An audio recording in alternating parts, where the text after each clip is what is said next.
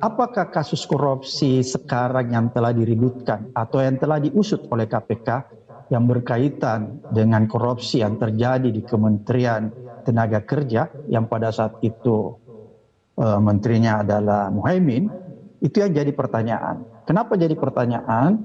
Karena kita melihat rentang waktu, ya, rentang waktunya terlalu lama. Jadi kasus ini adalah kasus tahun 2012 seperti tadi yang disampaikan, tapi kemudian nanti disidik, nanti diusut ketika tahun 2023 ini. Itu keganjilan pertama. Kemudian keganjilan kedua, kasus ini kemudian baru diusut ya setelah Cak Imin itu mendeklarasikan diri menjadi calon wakil presiden bersama Anies Baswedan. Pertanyaannya kemudian, kenapa ketika Cak Imin bergabung di koalisi seberang pada beberapa bulan yang lalu, kasus itu tidak pernah diusut, tidak pernah diributkan, tidak pernah disampaikan oleh KPK.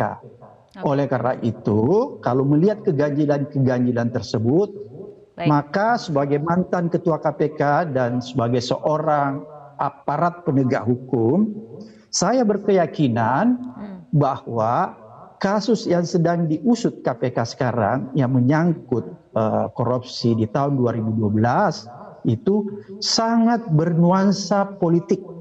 Kenapa saya katakan sangat bernuansa politik? Karena kita lihat tadi ada dua keganjilannya. Pertama, kasus ini sudah lama dan baru diungkit sekarang.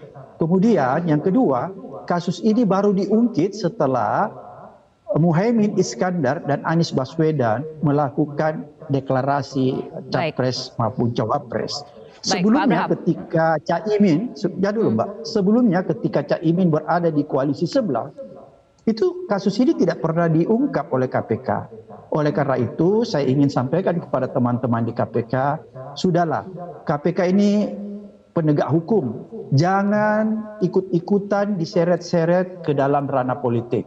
Karena kalau saya lihat apa yang dilakukan KPK sekarang, KPK sudah ikut bermain di ranah politik. Ini yang tidak benar dan ini sama sekali merusak marwah pemberantasan korupsi dan merusak marwah KPK yang selama ini sangat dipercaya oleh masyarakat.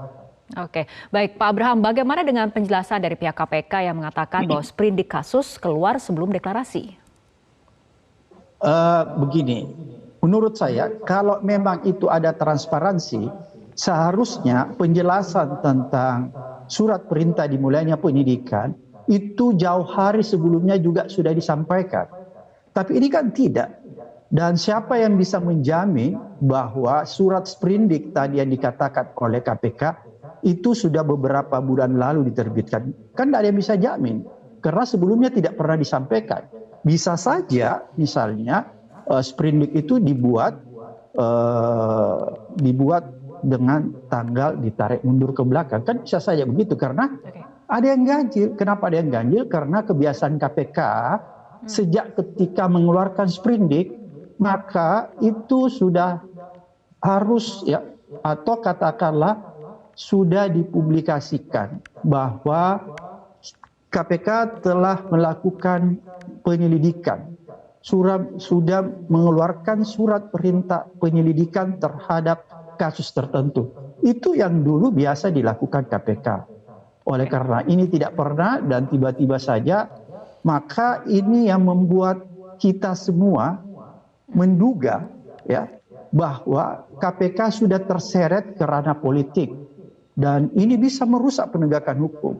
Kalau ini merusak penegakan hukum, ini berbahaya sekali Mbak Fitri. Karena akan menghancurkan kredibilitas seseorang. Oke.